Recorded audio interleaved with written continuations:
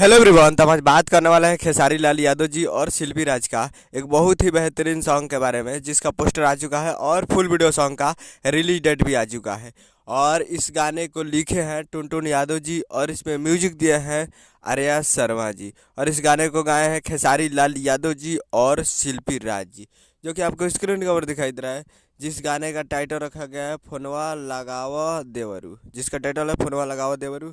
और वीडियो में है खेसारी लाल यादव जी और कोमल सिंह जी, फिट में है कोमल सिंह जी। तो बहुत ही बेहतरीन सॉन्ग होने वाला है और बहुत दिन के बाद ये टुनटुन टुनटुन जी के लिखा हुआ गाना खेसारी लाल यादव जी की आवाज़ में आने वाला है, तो वो भी होली सॉन्ग। तो आप लोग तैयार रहिएगा।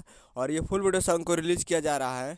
Full video song release on 14 मार्च 2024 को सुबह 6:30 AM पे ये फुल वीडियो सॉन्ग को रिलीज़ किया जा रहा है। यानी कल 14 तारीख को सुबह 6:30 पे ये फुल वीडियो सॉन्ग को रिलीज़ किया जा रहा है।